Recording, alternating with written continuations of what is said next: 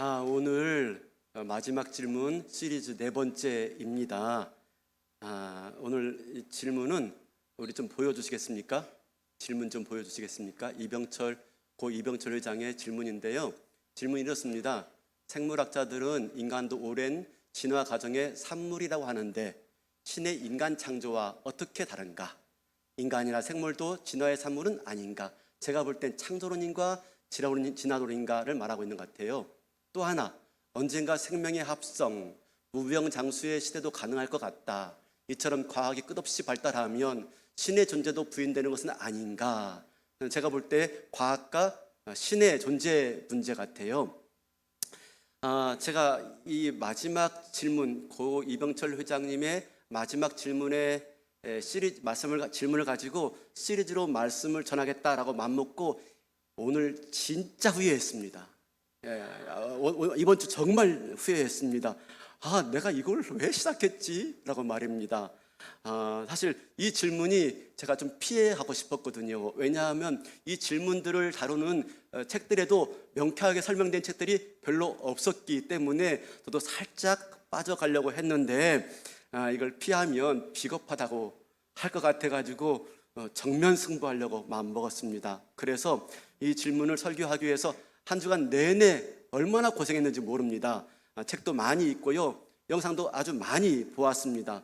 그리고 결국에는요, 어젯밤에 한숨도 못 잤어요. 꼭 빡셌습니다. 저 지금 그러고 자는 상태예요. 말이 헛나와도 충분히 이해해 주시길 바라겠습니다. 감사합니다. 네, 보통 설교가 길어지면, 설교 준비가 길면 보통 설교도 길어져요. 그죠? 근데 가능한 한 시간 내에 끝낼 수 있도록 노력해 보도록 하겠습니다. 오늘 다른 때와 달리 좀 많이 앞에 길어져 가지고, 자, 제가 몇 해 전에 한 성도님을 만났는데 자녀가 둘이 있어요. 근데 큰아이는 교회를 잘 다녀요. 문제는 둘째예요.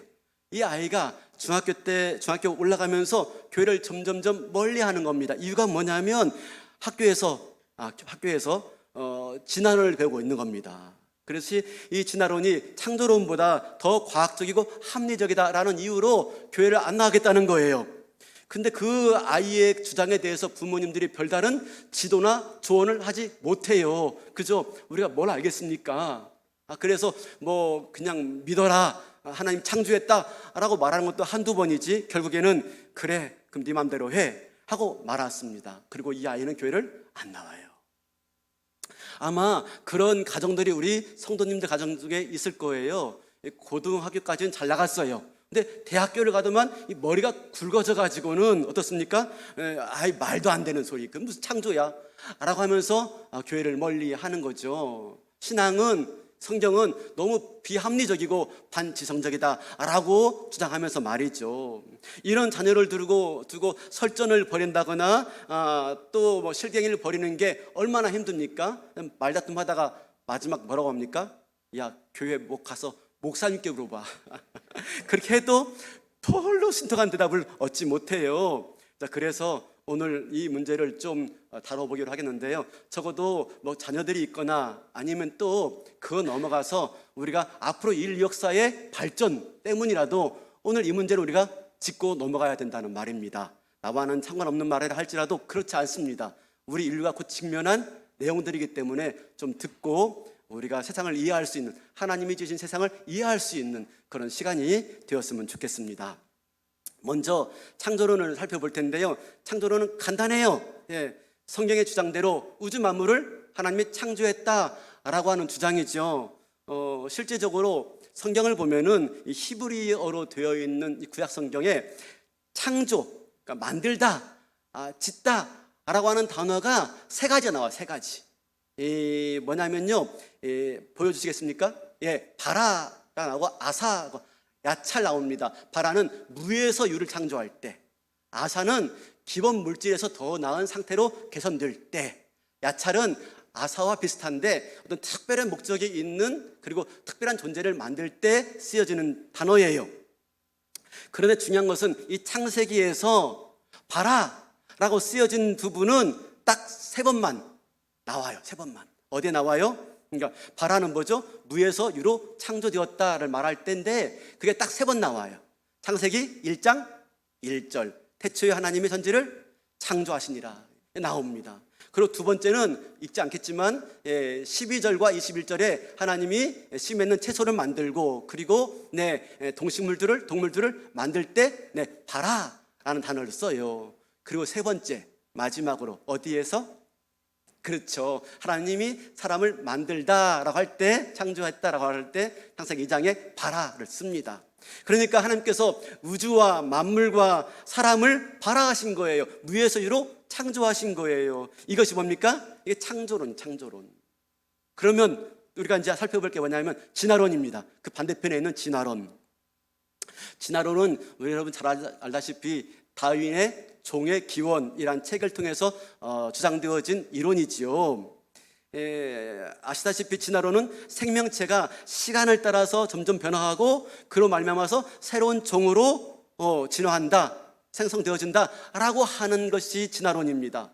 쉽게 말해서 환경에 잘 적응하지 못하는 개체는 도태되어지고 환경에 잘 적응하는 그런 생명체는 발전하게 되어진다, 더 살아남게 되어진다. 그리고 그렇게 해서 종의 변화가 생겨났다라고 말하는 게 진화론이에요.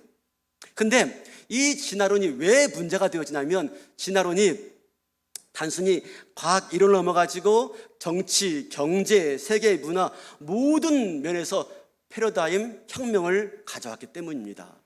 물론 진화론이 주장된 지가 400년이 넘지만 최근 100년만 해도 이 진화론이 온 세계를 다 지배했다라고 해도 과언이 아닐 만큼 너무나 영향력이 큽니다.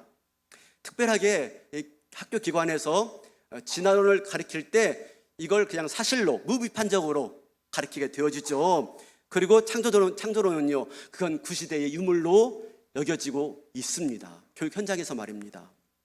그러면 왜 교회에서는 이런 진화론에 대해서 경계하고 아주 예민하게 반대하는가 하는 겁니다. 한마디로 말하면 진화론이 인류 역사에 많은 해악을 끼쳤기 때문이에요. 여러분 히틀러 아시죠? 히틀러, 독일의 나치즘, 그죠? 히틀러, 이 나치즘이 사실은 진화론에 근거하고 있다는 거예요. 히틀러는 아주 열정적인 진화론 숭배자들인데 뭡니까? 유대인들은 불필요한 종족이야 라고 하면서 그들을 말살해요. 근데 그 논리적 근거가 어디 있느냐? 진화론이에요. 뭐냐면 고등한 종은 열등한 종족을 얼마든지 억압하고 지배할 수가 있다. 진화론을 바탕으로 말을 하고 있는 거예요. 근데 그뿐 아닙니다. 여러분 놀랄 일인데요, 일제강점기도 마찬가지예요. 우리나라 일제강점기도 마찬가지예요.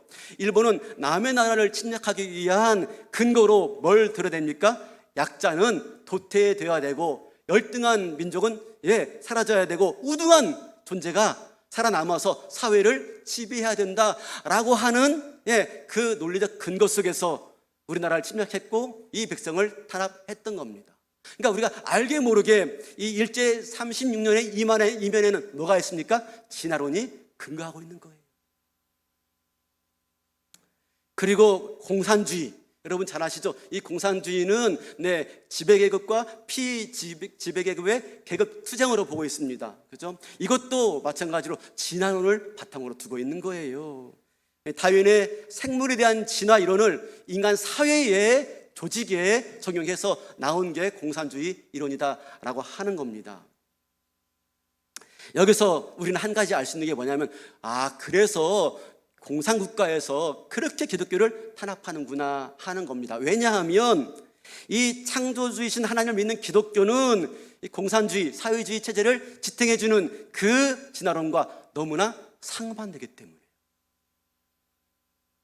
그뿐 아닙니다. 오늘날 이 진화론이 우리 사회에 미친 영향력이 매우 큽니다.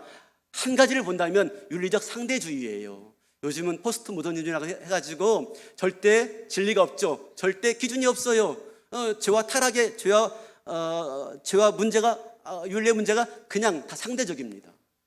이게 다 진화론의 영향을 받고 있다라고 보고 있는 것이고요.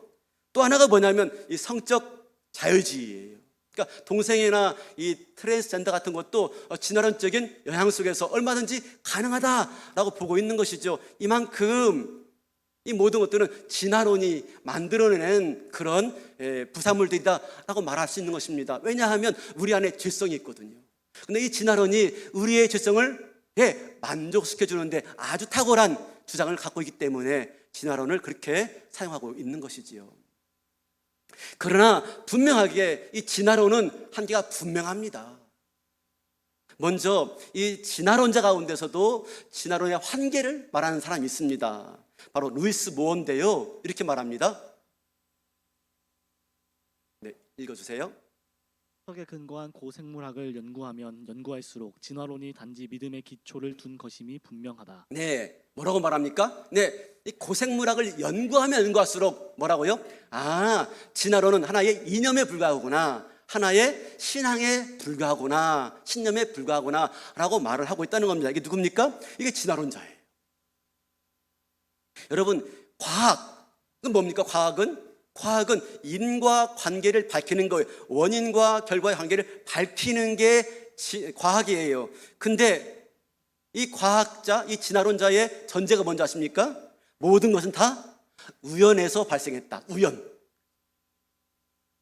여러분, 생명이 과연 우연으로만 발생할 수 있을까요? 인간이 이런 말 합니다. 인간이 우연에서 시작되려면 약 4천만 번의 우연이 겹쳐야지. 이게 바로 우연으로, 무생물에서 인간이 탄생할 수 있다라고 말합니다. 몇 번이라고요? 4천만 번의 우연. 이렇게 말하니까 잘 이해가 안 되죠? 우리가 쉽게 이해할 수 있도록 제가 좀 설명해 보겠습니다. 여러분, 내가 로또 1등을 맞았어요. 우연히 말입니다. 우연히. 별로 안 놀라시네요. 근데 여러분, 내가 1등 당첨된 게 한 번이 아니에요. 4천만 번이에요. 4천만 번. 그죠? 이게 가능해요? 안 가능하죠. 만약 그러려면 뭡니까? 제가 로또 주인이거나 사장이거나, 그죠? 그 핵심 기술을 알고 있는 그런 과학자일 거예요. 그죠? 그게 가능하지. 우연히 발생할 수 없다는 겁니다. 그래서 여러분 잘 아시는 그 우유, 옛날 그 우유, 파스테르 아시죠? 루이 파스테르가 이렇게 말합니다. 과학에는 우연이 없다. 생명은 생명에서 나온다. 네, 과학에서는 우연이 없다는 겁니다. 생명은 생명에서 나오지 다른 데서 나올 수 없다라고 말을 하고 있는 것입니다. 이처럼 과학에는요, 진화론에는 한계가 분명해요. 그죠? 과학은 사실 왜 그러냐면 나타난 현상에 대한 질문과 답이지. 그죠? 만물의 기원에 대해서는 과학이 설명하지 못해요. 만물의 기원, 우주의 기원에 대해서 과학이 설명할 수 없다는 게 이미 자명한 사실로 나타나고 있습니다. 우리가 잘 아는 지금 최고의 물리학자, 천체 물리학자 그 스티븐 호킹이 이런 말을 하죠. 우주 탄생의 3분 후부터는 이해하겠는데 처음 3분이 어떻게 시작되었는지는 모르겠다. 3분 후부터는 알겠대요. 과학으로. 근데 창조 시점, 그죠? 인류 탄생 시점에 모르겠다는 겁니다. 무슨 말입니까? 우주의 기원, 인류의 기원을 모르겠다는 거예요. 그죠? 네. 그러면서 이렇게 말합니다. 스티븐 호킹이 나의 지금 최대의 관심사는 내가 왜 여기에 있고 어디로 가는가 하는 거다. 무슨 말입니까? 자기의 존재의 의미를 모르겠고요, 자기의 존재의 목적을 모르겠다는 거예요. 뭘로? 네, 그 천체 물리학으로 알 수가 없다는 거예요. 오늘날 우리가 그 과학계에서 새롭게 주장되어지는 빅뱅 이론 있죠. 이 빅뱅 이론, 이것이 우주의 탄생을 설명하는 이론이에요. 제가 보니까 그럴듯해요. 그죠? 뭐냐면 우주가 아주 작은 물체에서부터 대폭발해 가지고 지금 은하계 수억 강년의 우주가 되었다라고 말을 하고 있는 겁니다. 그러면서 뭐라고 말하냐면 그 허블 망원경이 아니라 인공위성에 탑재된 망원경, 뭐라고 하죠? 지난번에 말씀했는데 제임스 웹 망원경으로 봤더니요, 인류가 지금도 팽창하고 있더래요. 어떻게? 쉽게 설명하면 이렇습니다. 풍선 있죠? 이 풍선에 점을 2개 찍어요. 그리고 후 불어요. 그러면 이 점이 처음 있을 때보다 어떻게 될까요? 멀어지죠. 실제로 제임스 웹 망원경으로 천체를 관찰하니까 별들의 사이가 넓어지고 있대요. 실제예요. 그러면서 뭐라고 말합니까? 이건 팽창이다. 지금도 우주가 팽창되어지는데 최초의 아주 작은 점에서 빅뱅 폭발해 와가지고 지금도 팽창하고 있는 과정이다 라고 설명을 해요. 그럴듯하지 않습니까? 안 그래요? 그럴듯하던데 저는요. 예. 그런데 문제는 뭐냐면 이 빅뱅 이론도 그 빅뱅이 일어난 원인이 뭐냐, 어떻게 해서 그 빅뱅이 일어났느냐를 설명하지 못해요. 그러므로 과학이 아무리 발전해도 이 존재의 질문은 해결할 수가 없는 것입니다. 아니, 오히려 반대로 과학이 발달하면 발달할수록 과학의 한계가 너무나 뚜렷해져요. 자연스럽게 하나님을 찾게 되어진다는 거예요. 실제로 그래서 이 과학자들 중에서 창조론을 지지하는 과학자들이 많습니다. 그리고 이들이 이 창조와 과학의 조화를 이루려고, 창조와 과학의 문제를 해결하려고 과연 공존할 수 있을까, 조화를 이룰 수 있을까 노력을 해요. 그 중에 몇 가지 시도를 제가 좀 나눠볼 텐데요. 첫 번째가 뭐냐면 창조과학회의 주장이에요. 창조과학회는 뭐냐면 과학을 통해서 창조를 이해하고 설명할 수 있다라고 말하면서 창세기의 창조가 또 우주의 생성이 불과 6천만 년 전에서 6천년 전에서 1만 년 전, 6천년만 년, 헷갈리네. 졸려서 그렇습니다. 6천년에서 1만 년밖에 안 됐다라고 보고 있는 겁니다. 우주의 기원이, 그죠? 그러면 이 많은 지질학적 증거를 어떻게 설명할 수 있느냐? 그건 노아의 홍수다. 노아의 홍수로 인해서 지질학의 변경이 일어나가지고 그런 것들을 우리가 볼 수 있는 것이다 라고 설명을 해요. 그런데 이 창조과학회의 주장은 다분히 너무 억지가 많아요. 오늘날 과학계에서도 또 신학계에서도 받아들이지 않습니다. 사실은 제가 이걸 설명하려면 또 1시간 걸리는데 짧게 말하면요, 사실 이 창조과학회 이론은 미국에서 제7일 안식교의 영향을 받은 사람이 제창자가 이것을 말을 해요. 그리고 교묘하게 당시의 상황과 맞물려 가지고 이게 크게 구상된 것이 창조과학회의 주장이에요. 그러므로 이것은 우리가 그렇게 마땅한 그런 논리로 우리가 받아들일 수가 없을 것 같아요. 두 번째가 뭐냐면 유신진화론이에요. 이것도 과학과 신학의 조화를 꾀하려고 하는데 특별하게 뭐냐면 이 창조과학회의 주장에 대해서 반동으로 일어난 거예요. 무슨 말이냐면 젊은이들이 과연 창조가 그렇게 창조과학계에서 말하는 걸로 설명할 수 있느냐? 아니라는 거예요. 과학적 지식으로 보니까 창조과학회의 주장이 너무 틀린 거예요. 근데 교회에서는 창조과학회를 주장하니까, 설명하니까 그만 이 과학적 지식과 지성적 이해로 말미암아서 교회를 떠나요. 여기에 대해서 이 젊은 그리스도인들을 붙잡기 위해서 시도한 것이 바로 유신진화론이에요. 뭐냐면은 유신진화론은 하나님이 창조의 주체이지만 그 창조의 방식 속에 뭐가 들어있다? 진화가 프로그램 되어 있다라고 하는 겁니다. 이것도 여러 가지 나눠집니다. 근데 뭐 잘 설명할 수 없고요.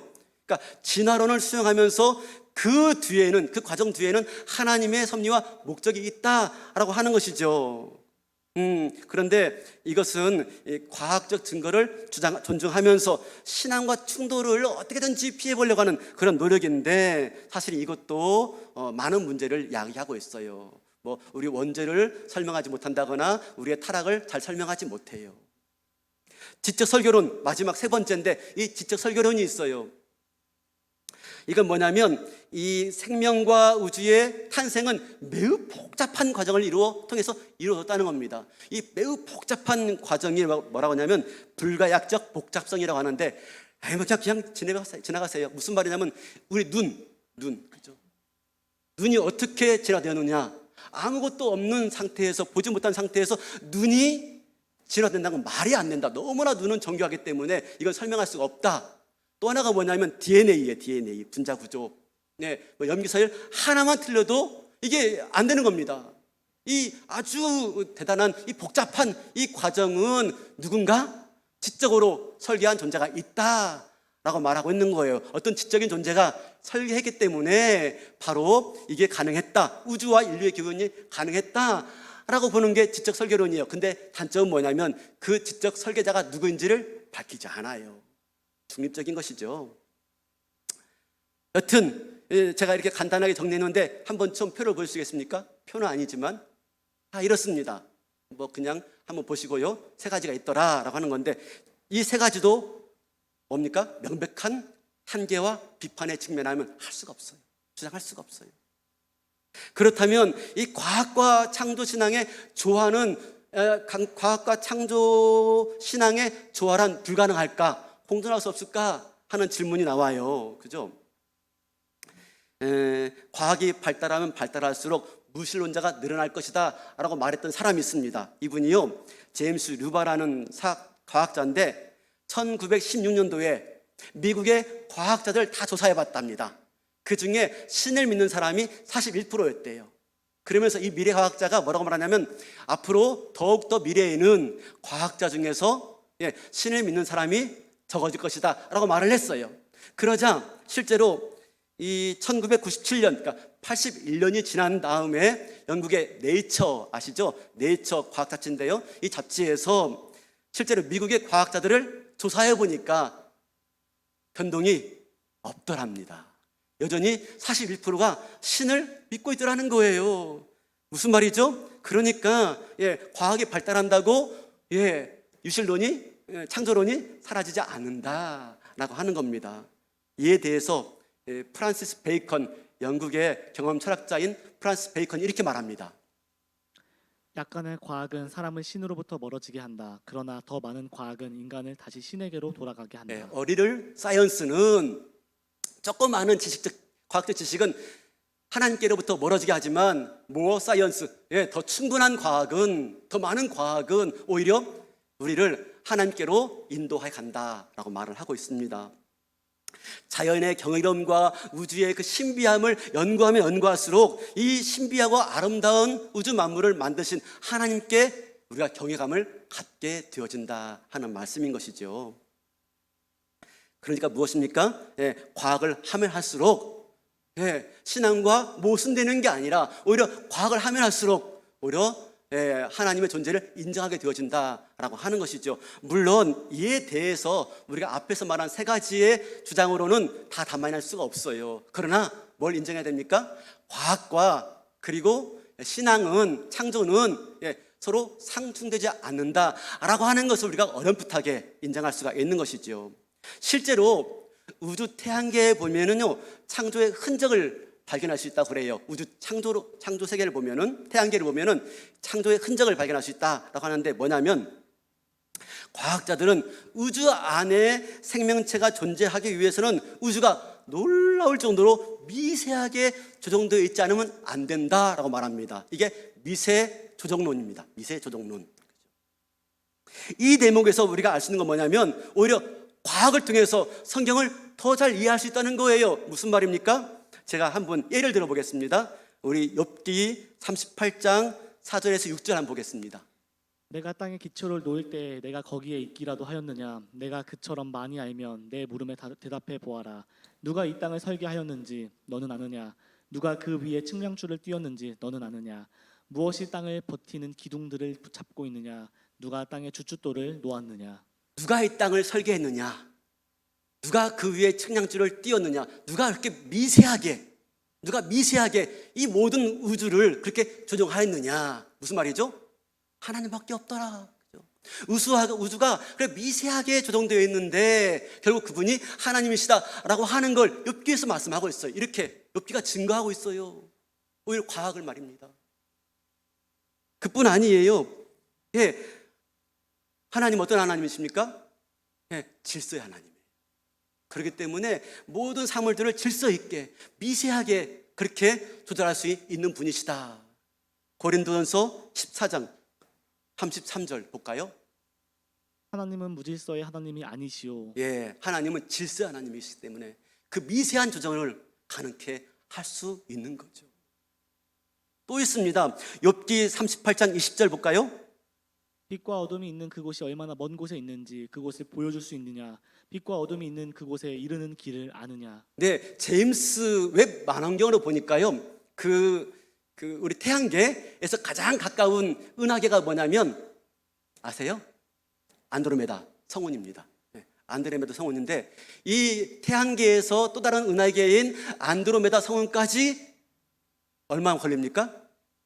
제가 숫자가 좀 약한데 안 적어와가지고 38억 광년쯤 된다고 합니다. 빛의 속도로 날아가도 38억 광년. 무슨 말이죠? 다시 보여주세요. 욥기 말씀 말입니다. 자, 빛과 어둠이 있는 그곳이 얼마나 먼 곳에 있는지. 제임스 웹 망원경으로 보니까 어둠 속에서 밝은 점들이 있는데 그게 얼마나 먼 곳에 있는지 아느냐? 38억 광년. 그걸 보여줄 수 있느냐? 빛과 어둠이 있는 그곳에 이르는 길이 있느냐?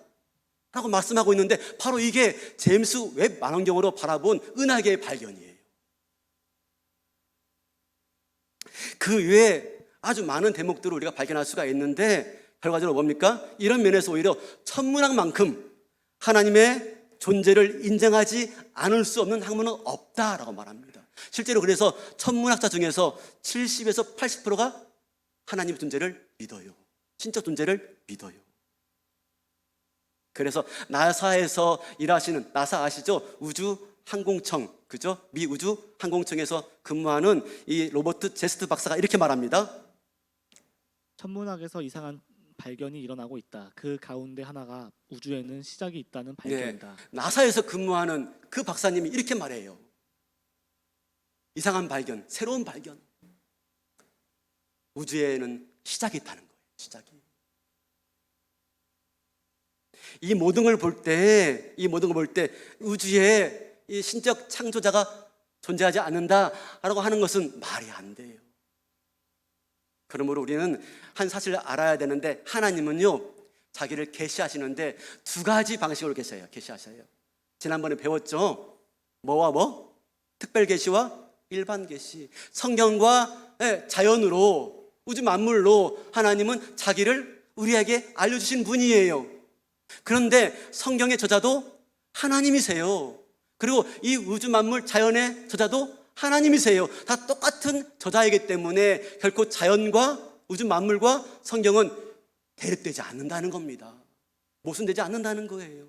오히려 서로 상호 보완적으로 설명해 주는 것이 될 수 있다라고 말을 하고 있는 겁니다. 이게 뭡니까? 우리가 신앙 안에서 과학을 품을 수 있는 근거예요. 과학과 신앙의 공존을, 조화를 이룰 수 있는 대목인 것이지요. 그렇지 않고 무조건 그저 어느 한편만 택한다면 우리는 오늘날 교회에서 젊은이들을 다 잃어버리고 말 거예요. 대표적으로 볼 때 어떻습니까? 그 노아의 창조 때, 그 노아의 홍수 때, 지금 좀 헷갈립니다. 노아의 홍수 때 노아의 방주에 모든 생물이 들어갔는데 그때 호랑이는 무엇을 먹고 살았을까요? 웃지 마세요. 이거 진짜 우리 젊은이들이 고민하는 거예요. 이 고민 때문에 교회를 떠난다니까요. 창조과학계에서 이렇게 말합니다. 홍수 이전과 홍수 이후에 지질이 바뀌면서 호랑이의 습성도 바뀌었다. 뭐에서 뭐로? 초식에서 육식으로. 그렇게 설명하니까 말이 안 되니까 젊은 청년들이 교회를 떠나는 거예요. 그러나 어떡합니까? 오늘날 우리는 아까 말한 것처럼 교회가 과학을 품을 수 있어야 돼요. 왜요? 그러면 그럴수록 우리가 두려워하지 말고 교회가 과학을 품을 수 있어야 되는 이유가 뭐냐면 그러면 그럴수록 뭐죠?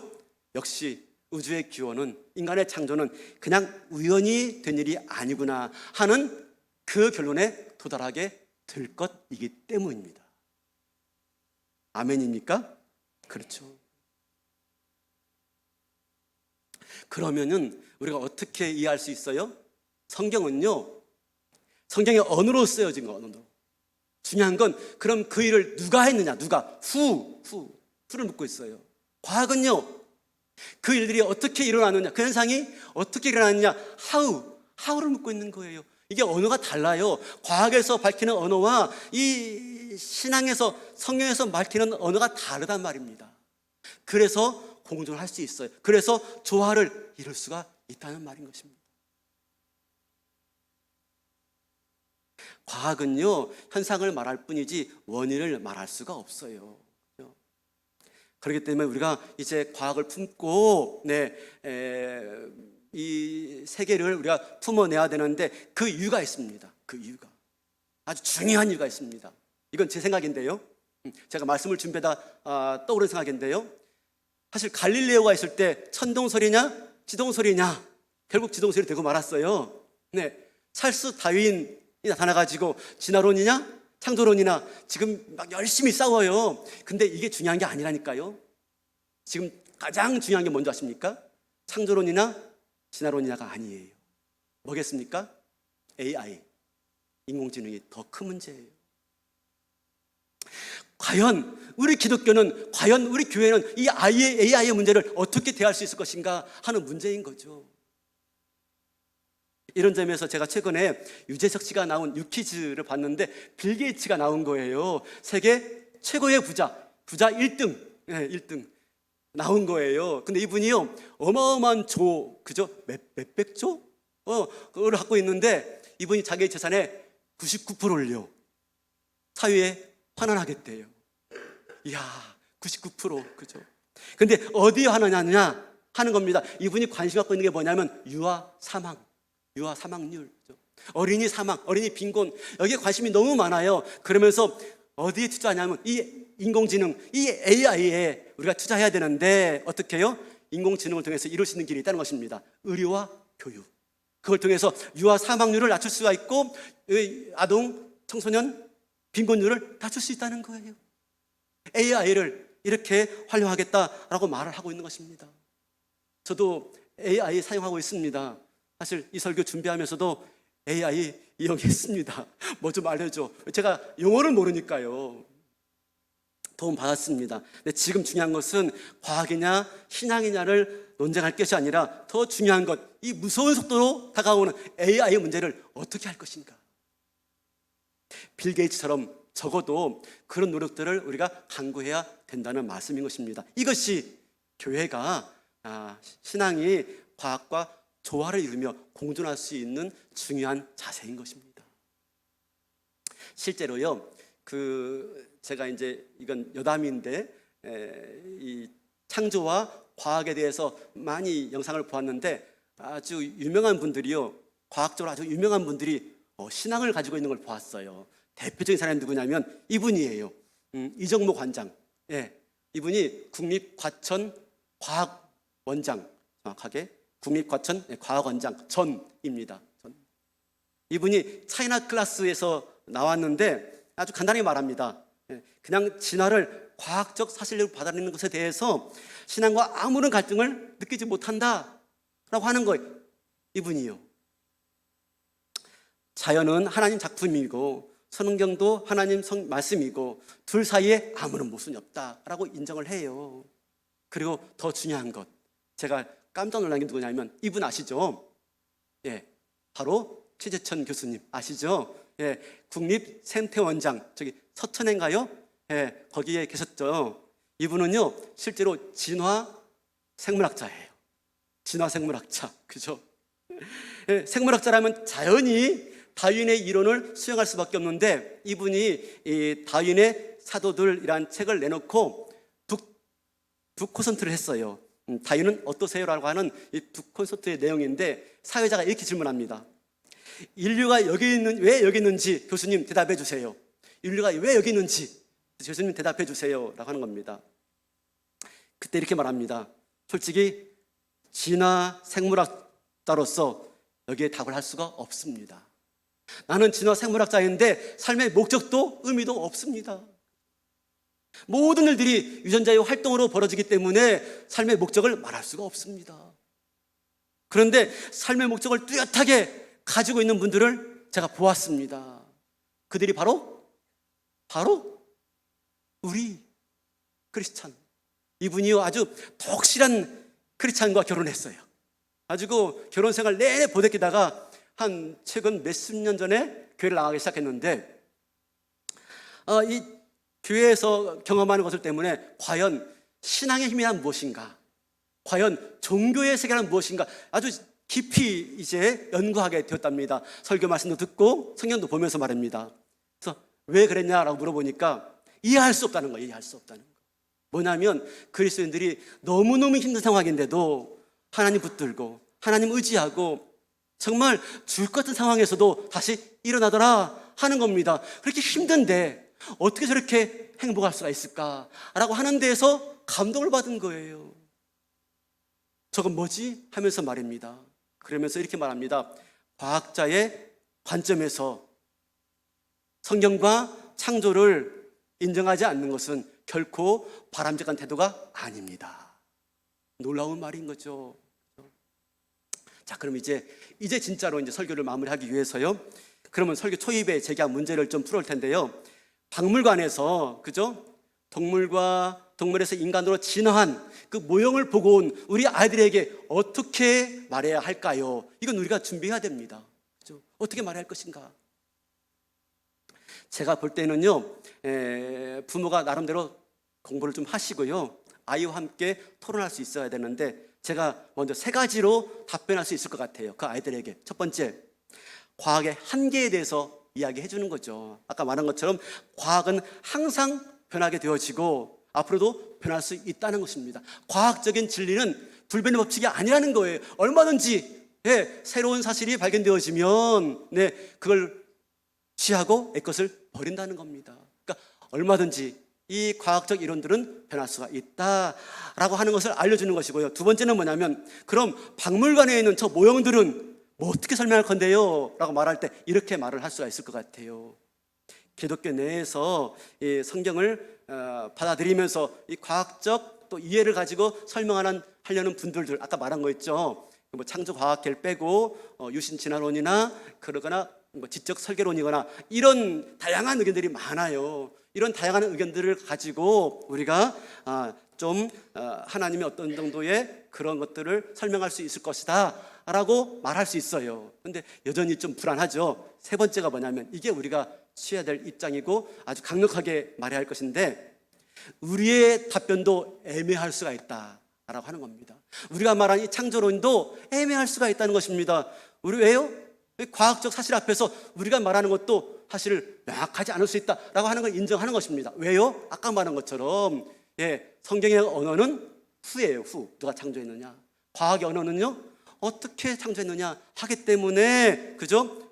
이것이 명확하게 설명할 수 없다는 것을 우리가 인정해야 되는 것입니다. 오히려요, 재밌는 게 뭔지 아십니까, 여러분? 이렇게 인간과 우주의 시작에 대해서 설명하는 종교가 없어요. 여러분, 유교, 불교, 그죠? 다른 종교들 보세요. 인간의 또 우주의 기원에 대해서 설명하는 종교가 있습니까? 없어요. 그러니까 기독교는 다른 종교보다도 오히려 인류의 기원에 대해서, 그죠? 우주의 시작에 대해서 명확하게 말을 하고 있는 종교다라고 하고 있는 것이지요.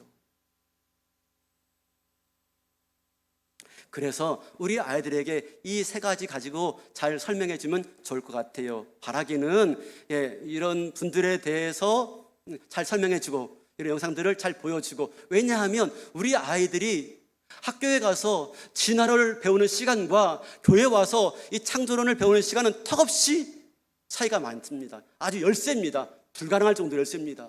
그러면 교회에서 가르치는 것으로 불가능합니다. 그걸 누가 감당해야 됩니까? 부모가 집에서 그런 영상들을 보고 그런 책을 보고 같이 토론하면서 같이 이야기할 수 있어야 돼요. 그런데 그보다 더 중요한 게 있습니다. 더 중요한 것 뭡니까? 부모가 집에서 자녀들에게 성경을 가르치는 거예요. 세상에서 학문을 배우는 것도 중요하지만 성경을 통해서 신앙을 가르치는 게 더 중요합니다. 이런 면에서 이제 1:1 어린이 1:1 그죠? 양육자, 동반자 수료식 하는데 제 뒤에 서 있는데 얼마나 귀여운지 모르겠습니다. 뭡니까? 어릴 적부터 부모가 성경을 가르쳐야 돼요. 부모가.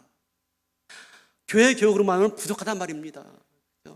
마침내 그 일을 통해서 우리 아이들이 창조 신앙을 가지고 과학적 사실에 대해서 열린 마음을 갖게 되어지고, 마침내 과학과 이 창조의 조화를 통해서 열린 세계를 받아들일 수 있고, 앞으로 우리가 다가오는 세계에 대한 온전한 그런 열린 마음으로 미래에 대해서 대처할 수 있는 신앙이 된다라고 하는 것이지요. 이제 진짜 결론입니다. 진짜 결론. 네. 그러면 이런 과학적 사실로 우리가 창세기를 볼 때 어떻게 이해할 수 있느냐 하는 겁니다. 과학적인 시각을 가지고, 과학적인 그런 눈을 가지고 이 창세기를 볼 때 우리가 어떻게 이해할 수 있느냐 하는 것인데요. 짧게 말한다면 창조 이야기를 과학적 안목을 가지고 바라보면 얼마나 아름다운지 모릅니다. 얼마나 아름다운지. 창세기 1장 1절이 뭡니까? 태초에 하나님이 천지를 창조하셨느니라. 이게 히브리어로 베레시트 바라입니다. 베레시트 바라. 그리고 이어지는 말씀이 뭐죠? 1장 2절이에요. 읽어볼까요? 같이 2절. 시작. 땅이 혼돈하고 공허하며 흑암이 깊음 위에 있고 하나님의 영은 수면 위에 운행하시니라. 우리가 우주가 얼마나 흑암이 있는지, 그죠? 네, 얼마나 혼돈 가운데 있는지, 얼마나 공허함이 있고 어둠이 있는지, 기쁨이 있는지 우리가 알고 있어요, 그죠? 근데 창조는 뭡니까? 창조는 그 혼돈 위에 질서를 부여하는 게 창조이고요. 창조는요, 그 어두움에, 흑암에 빛을 부여하는 게 창조이고요. 창조는 무엇입니까? 네, 공허함, 바닥이 없는 상태에서 우리 인간이 발 딛고 살 수 있는 땅을 만드셨다, 근거를 만드셨다라고 하는 게 창조예요. 그러니까 뭡니까?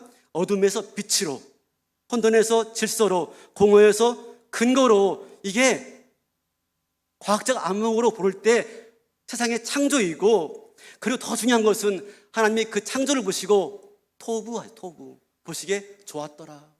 여러분, 이 토부는요, 우리가 보시기에 좋았더라라고 말하지만 단순히 그 의미만 있는 게 아닙니다. 토부는요, 참 아름답고 참 선하다, 이게 토부입니다. 하나님이요, 그 혼돈 가운데서, 공허한 가운데서, 그 어두움 가운데서 창조하시고 뭐라고 말합니까? 참 아름답고 참 선하다. 하나님이 존재하는 모든 것을 그렇게 말하고 있다면, 그죠? 우리가 이 세계를 바라보는 안목이 달라져요. 나를 바라보는 안목이 달라져요. 그렇죠? 네, 어떻게 바라봅니까? 모든 존재를 긍정하게 되어져요. 긍정. 보시기에 좋았다고 하는데요. 이 세계가 허무주의에 빠졌다 하더라도요, 우리가 거기에 굴복하지 않고 존재의 이유와 목적을 발견할 수 있는 것, 창조신앙이에요. 창조신앙. 이런저런 일들로 인해서 인생은 아무 의미가 없어, 그죠? 나는 참 부족해 라고 하면서 열등의식 가운데 비관주의에 빠져 있다면, 여러분 뭐로 말합니까? 아니, 너는 참 아름답고 참 귀해. 내 존재에 대한 긍정을 가능케 하는 것이 창조신앙이에요. 우리가 어디로 가야 될지 갈피를 못 잡아서 헤매일 때, 그죠? 빛이 있으라 라고 말씀하신 하나님 말씀을 붙잡고 나아갈 때 우리가 나아갈 길에 대한 등불을 얻을 수가 있는 거죠. 이게 창조신앙이에요. 그러면 우리가 이렇게 기도할 수가 있는 것입니다. 하나님, 빛이 있으라 라고 말씀하시고 세상이 참 아름답고 좋았더라 라고 말씀하셨듯이, 그 하나님 오늘 내 삶에 오셔서 내 엉클어지고 이 혼동스러운 나를 하나님 새롭게 빚어 주옵소서. 빛이 있으라 라고 말씀하심으로 이 혼란스럽고 이 어지러운 내 마음을 하나님 새롭게 하여 주옵소서 말할 수 있고요. 우리가 내 안을 바라볼 때 추악하고 더러운 죄 때문에 참 힘들어할 때마다 이렇게 말할 수 있습니다. 하나님, 제 안에 아름답고 선한 것을 만들 수 있는 분은 하나님밖에 없습니다. 하나님, 나를 새롭게 하여 주옵소서. 하나님 보시기에 정말 아름답고 정말 선한 존재로 하나님 나를 창조하여 주옵소서. 이렇게 말하는 창조신앙이 누구한테 있어요? 다윗에게 있어요. 시편 51편은요, 다윗이 밧세바와 간음하고 우리아를 죽인 다음에 나단 선지자에게 책망받을 때 한 기도예요. 같이 읽어볼까요? 시작. 한 마음을 창조하시고 내 안에 정직한 영을 새롭게 하소서. 하나님, 제 안에 아름답고 선한 것을, 토부를 만들 수 있는 분은 하나님 당신뿐입니다. 오늘 오셔서 내 안과 내 속을 새롭게 하여 주옵소서 라고 기도할 수가 있는 거예요.